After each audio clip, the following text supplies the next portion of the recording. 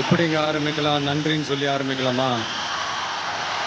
சரி, ரைட், புரிஞ்சு போச்சு. என் நெஞ்சில் കുടിയിരിക്കും.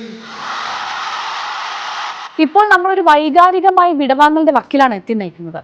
പുലർച്ചെയുള്ള ഫാൻ ഷോകൾക്ക് ഇനി വിട, പാലഭിഷേകങ്ങൾക്കും വിട. സിനിമയേക്കാൾ വലിയ ഉത്സവമായി മാറിയിരുന്ന തിയേറ്ററിലെ പ്രായഭേദമന്യുള്ള നൃത്തങ്ങൾക്ക് വിട. സിനിമാ റിലീസുകൾ ജീവിതത്തിലെ നാഴികക്കല്ലായിരുന്ന ആ കാലഘട്ടത്തിനും വിട. അദ്ദേഹം തിരിച്ചു വരുമെന്നാണ് ആളുകൾ പറയുന്നത്.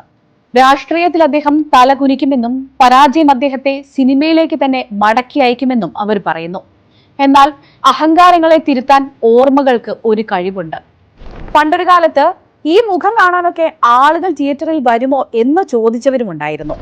ആ ചോദ്യത്തിനുള്ള ഉത്തരം ചരിത്രം നേരത്തെ നൽകി കഴിഞ്ഞു. പുറത്താക്കപ്പെട്ടത് കൊണ്ടല്ല വിജയ് പടിയിറങ്ങുന്നത്. ഒന്നാം സ്ഥാനത്ത് നിൽക്കുമ്പോഴാണ് അദ്ദേഹം സ്വയം മാറി നിൽക്കുന്നത്. അതിന് വലിയ പ്രസക്തിയുമുണ്ട്.